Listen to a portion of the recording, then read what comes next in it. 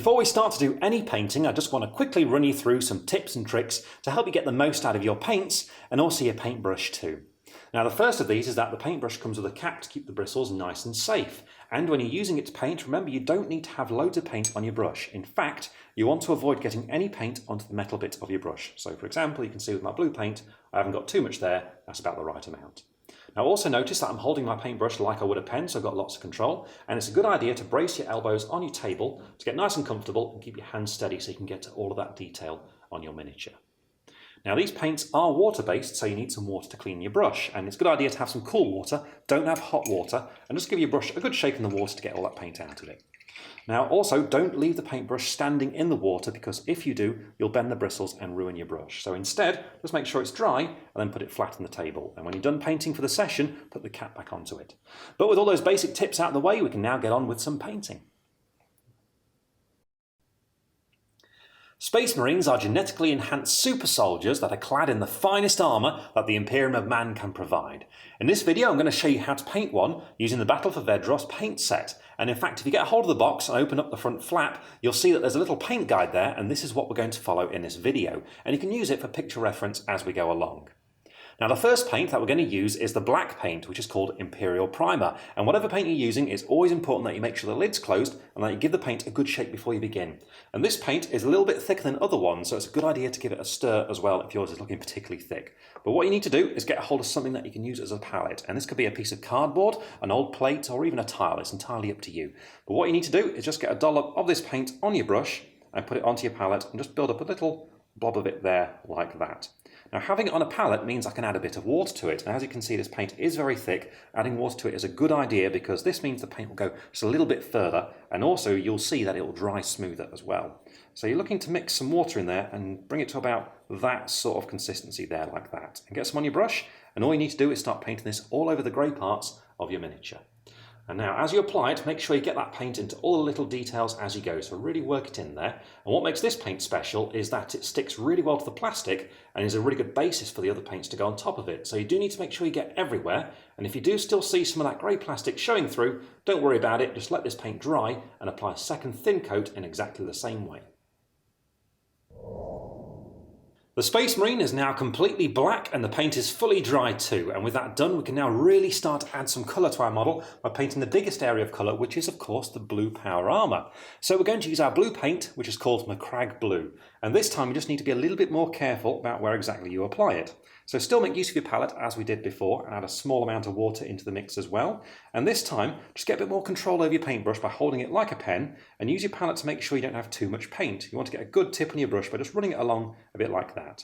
And what you're looking to do is to paint just the parts of the armour that are going to be blue. So there are some details to avoid, and on the box of the painting set you can see that in the picture. So the things I'm looking to avoid are areas like the joints in the armour, his gun, and also little pouches and things like that. But for all the rest of the armour, just give it a good coat of this blue paint. I've now painted all of the armour blue and we're ready to start painting in all the silver parts. So we're going to use our silver paint now, which is called Lead Belcher. And this time you just need to be careful about where exactly you're going to apply it, because we're working on really detailed parts of the model now. So as before, put your paint on your palette and add a small amount of water to it, not too much, and then just use your palette to get the excess paint off your brush so that you've got a good tip on the end of it there. Because what we're looking to do now is paint small parts on the power armour and also on the gun as well. And by small parts I mean things like the mouth grille we've got here, and just be really careful as you paint this colour in. Now if you do make any mistakes and get it over the blue, don't worry about it, just let the silver dry and go back to your blue paint and paint over that mistake to neaten back up again. Once you've finished painting all of those silver parts, we're ready to add the next colour, which is actually a bit different from the ones we've been doing so far. The next colour is called Norm Oil, and it's the really watery black looking colour. Now this paint's a bit special because what happens is when you paint it onto details, it's designed to run into all the little recess parts and really bring out those details and give lots of shading and definition to your miniature.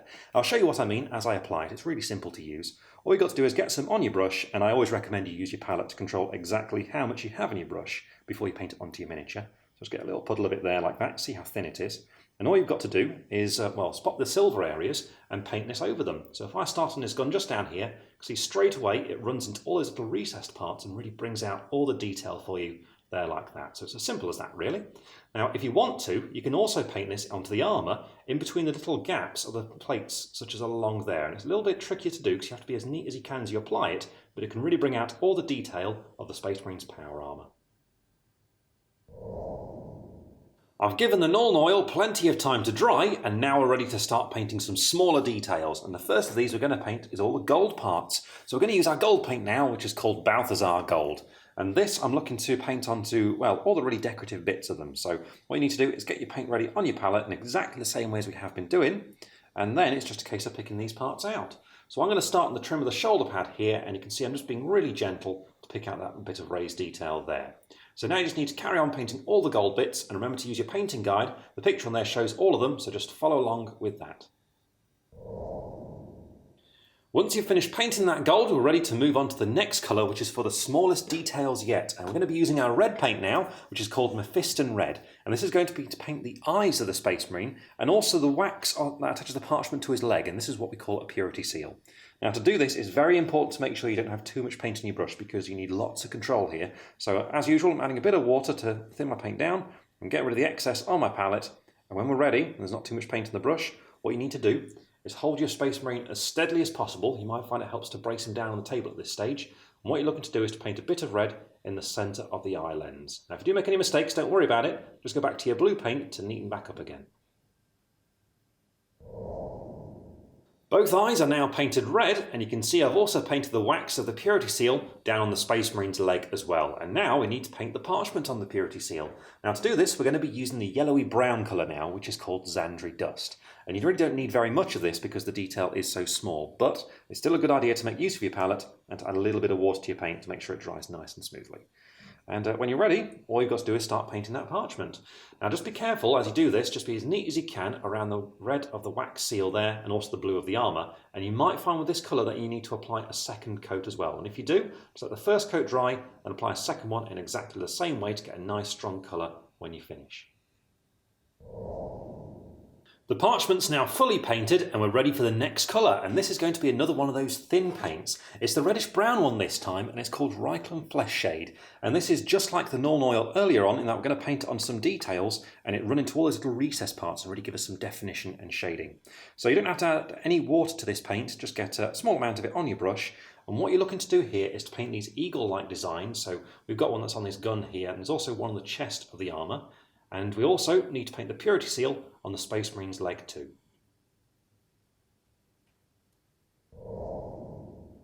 The Reikland Flesh Shade is now completely dry, and with that we're ready to move on to the next detail of our Space Marine, which is to paint the white arrow that's on his shoulder plate. Now, to do this we need our white paint, which is called Ceramite White, and what you need to know about this paint is that because it's so bright, some colours will show through it, so you'll see some of that blue beneath it. It's not a problem though, because what we'll do is simply apply 2 coats of it and build it to a nice strong colour. So we're going to just use the palette like we have been using to thin the paint down with a little bit of water, and when you're ready you just need to start painting it onto that arrow. Now, this detail is raised up from the rest of the shoulder pad, so it does help applying this colour. You just need to be as neat as you can, and when you get to that edge, just run along it neatly there like that. And like I said, you can still see some of that blue showing through, so I'm just going to let this first coat dry, then apply a second one in exactly the same way. I've finished applying a second coat of white to that arrow, and you can see now it's given a really bright finish. And all that's left to do on the Space Marine is to paint the top of the base. Now, for this we're going to be using a very special paint, which is the light brown colour, and it's called Agrellan Earth. And what makes this paint special is that as it dries, it cracks and gives the impression of really dry, arid earth. Now, because it cracks, you can see the base underneath it, so you need to make sure the base is completely painted with Imperial Primer before you do this stage. And once you've done that and you're ready, all you've got to do is get a good scoop of this on your brush, and you don't need to worry about putting it on your palette because, well, in fact, if you do thin this down with water, it will crack less, so straight out the pot is perfect. And once you've got a good amount on your brush, all you have to do is put it onto your base. I tend to start in an open area like that, and then just start pushing it around. So push it up to the model's feet, just being really careful not to get it on there, and be really generous with how much you put on here as well, because the more you put on, the better the cracks will be. Now, once you have applied plenty, give it lots of time to dry. About an hour should be fine. I've given the miniature an hour to dry, and you can see that paint's cracked, giving the impression of a really dry, arid landscape. And with that done, the Space Marine is now complete. Now, the other Space Marines in your set might look a bit different to the one we painted in this video. In fact, the Dreadnought's very different, but all of them can be painted by following the same steps that I've shown you in this video. So have fun, and we hope you enjoy painting your Space Marines.